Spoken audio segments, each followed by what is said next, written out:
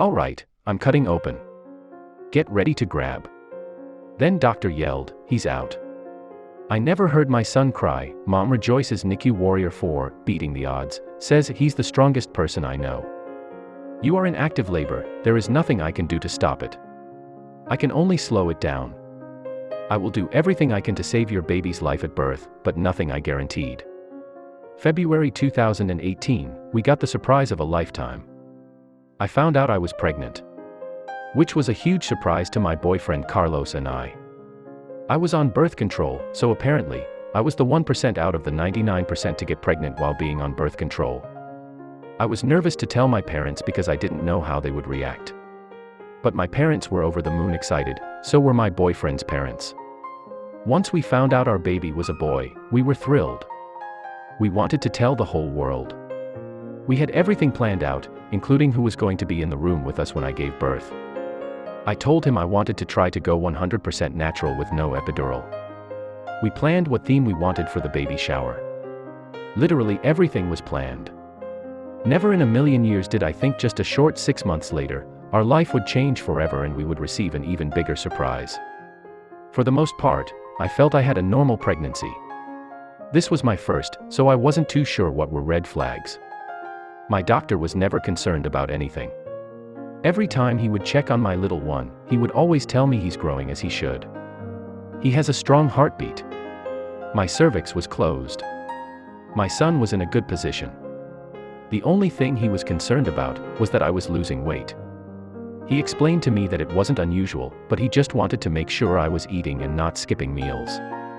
I was definitely always eating, I was just eating healthier. As the weeks went on, I started to become very sleepy. I would only stay awake for maybe 9 to 10 hours a day.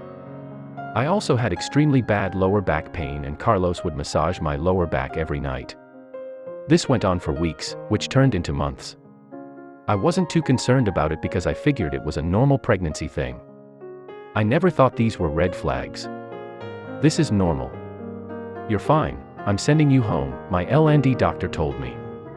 Friday, June 29, 2018. I got to work, was at my desk, then I remember I got the sudden urge to pee really badly. That was normal, I had to pee all the time. I went to the restroom and noticed this yellowish discharge. I texted my mom and Carlos right away and told them both about the discharge. I was freaking out to the point I couldn't even remember if I felt my little one move within the last 24 hours. I wasn't in any pain. Nothing hurt at all. I get to the hospital and was rushed up to labor and delivery. Not long after that, the on-call doctor came in. He checked my son's heart monitor, checked me. Told me I wasn't dilated yet. Told me the discharge coming out of me was normal and I'm good to go home. Never took blood, never ran my urine for tests. Never even did an ultrasound to see my son, nothing. After being sent home from the hospital, I was able to get rest for the most part. The next morning, I woke up to really bad stomach cramps. I thought maybe it was pelvic pressure. I went to my parents' room. I'm having bad cramps. It's starting to hurt really bad, I told my mom. By then, I had already texted Carlos the pain was getting worse. I walked back to my room, and my nephew walked in. All I remember was him staring at me, because I had started to cry. He babbled something, and the pain came back so hard I fell to my knees, screaming. My mom and dad come rushing to the room. My dad helped me get up and soon after that we took off to the hospital. Your baby will not make it to 40 weeks. My OBGYN finally came into my room. I barely had enough strength to explain to him what was going on and the pain I was feeling. He explained to me the cramps I was feeling were actually contractions. I remember thinking, contractions? I'm only 25 weeks pregnant, why am I having contractions? He informed me he was going to give me medicine via 4 and it was going to slow down the contractions. I was so nervous and scared that my pulse was sky high. We're going to do an ultrasound to see exactly what is going on, he said. He then informed me my uterus was thinning and the water bag was trying to come out. He looked at me and said, "You will not leave this hospital until you give birth." He walked over to me, put his hand on top of mine and said, "I just want to let you know, you will have a premature baby. Your baby will not make it to 40 weeks. We asked him when he expects the baby. he said. It could be in a day, it could be in hours or within the next week. He informed me he will be giving me a steroid shot to help my son's lung development in the event he comes early. Are you okay? He asked. I am for now, because you're here, I remember telling him. He just smiled, grabbed my hand and said, our goal is for you to stay pregnant for the next 48 hours until the medicine takes full effect. Let's just pray on that. I was lying there crying, but he assured me I would be okay. I will do everything I can to take care of you and your son, he said. Carlos walked over to my bed. He was just as emotional as me. He hugged me and gave me a kiss. I remember thinking how scared I was, and he was just as scared. After a few hours, I was finally stable. The medicine kicked in and my contractions weren't so bad. After every hour that passed, I would tell myself, 47 more hours. 46 more hours. 45 more hours. I just kept praying every hour, begging God to keep him in. My doctor sent for a doctor that specializes in premature babies to speak to Carlos and me. He informed us of the negative side effects of having a premature baby, along with the survival rate, so you best believe we were praying hard for our little one to stay in for the 48 hours. God will never put us through anything we can't handle. I was finally starting to fall asleep, when around 12:55 a.m. the nurse taking care of me informed me they got the results from the tests they ran and the on-call OBGYN, a different doctor, wanted to come speak to me. She informed me I had a very bad UTI. She proceeded to tell me, I cannot let your baby go down your birth canal. He will become very sick if I do. Therefore, I need you to consent to a C-section. She turned around to grab the consent form, when all of a sudden, I felt some type of liquid basically explode out of me. I looked at my nurse and said, something just came out of me. My nurse lifted up my gown and yelled, her water broke. She and the doctor go running out of the room, and 4 other nurses come running in. One nurse ran up to Carlos, gave him a gown to put on. They ran with me down the hall, like you see in movies. I was rolled into a super bright room and about 15 other nurses and doctors were in there. The only one who said anything to me was the anesthesiologist. I'm going to stand by your side the whole time. I'll make sure you're okay, he told me. I had my fingers crossed and prayed to God with my eyes closed tightly shut. I heard the doctor say, all right, I'm cutting open. Get ready to grab. I then heard the doctor say, he's out. Birth time 0117. However, I never heard my son cry, like I always saw in movies, the way I planned to hear him when I gave birth. I was so scared and thought my baby didn't make it. Especially because Carlos never said anything to me either. I'm almost positive he even wasn't sure if our son made it. Are you okay? The anesthesiologist asked me. I just looked at him and asked, is my son alive? He smiled and said, yes, Mama, he is alive and he is beautiful.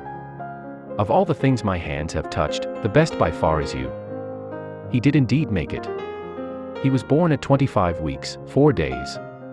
Weighing 1 pound, 12 ounces 12.5 inches long. Carlos and I knew we had a long road ahead of us, but we were down to travel whatever road we needed to bring him home. July 4, 2018, was one of the worst days of our lives. We were informed our son had a brain bleed. Intraventricular hemorrhage, IVH, he was grade 3 and 4. The worst grade you can have is grade 4. We were told so many scary things I wouldn't even want my worst enemy to hear about their child. We were told he may be wheelchair bound. Never be able to walk, talk, laugh. He may need respiratory support for the majority of his life. We were told there is no treatment, only surgery. But even if surgery is required, there could still be long-term issues. We went home and cried. We both cried so much that I didn't even know one can cry so much. But we then picked ourselves up. We wanted to send our son positive vibes. What we were told were just statistics, it was not our son's life sentence. He was so strong and overcame so much through his NICU stay. Carlos and I went home without him for a long 96 days. But if someone would have told us another miracle/surprise would happen to us again, we wouldn't believe them. There was no way we would believe anyone. We were living our days by the hour, because our whole world could have come crashing down from 1 hour to the next. MRI results are showing the blood is completely gone. No surgery required. I am discharging you, our son's neurologist said. Our son put up the fight of a lifetime. Through his whole NICU stay, the brain bleed never left our mind. We thought about it often and would cry about it once in a while. But we had to remind ourselves things could be worse, he could have not made it at all. 2 weeks after our son was discharged, we met with a neurologist to see exactly what was to be done about the brain bleed, and if surgery was required to help the blood pass.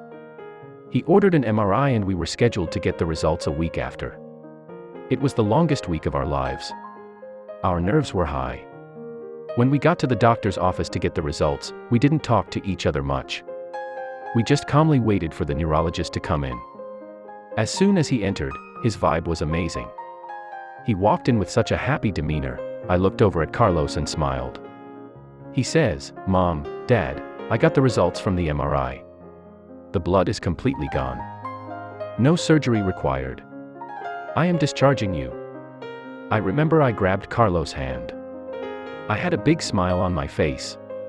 The neurologist explained to us that our son may be delayed in some areas, but it was nothing major that physical therapy couldn't help correct. At that moment, I knew our prayers were being heard this whole time. He proved the statistics wrong. He survived because the fire inside of him burned stronger than the fire around him. He survived because no matter what the doctors told Carlos and me, we were not going to give up on him. Although we may have questioned our faith so many times, especially on his bad days, we were not going to give up on him. He is the strongest person I know. He is Liam Joel Castaneda. He is a warrior and he beat the odds. As of September 2019, he is babbling, crawling, climbing, and currently trying to learn how to walk. He is the strongest person I know. He is a fighter, he is a warrior. Not a day goes by that Carlos and I don't feel so lucky and blessed. From podcasts to video shows, parenting resources to happy tears, subscribe to the Love What Matters community on YouTube.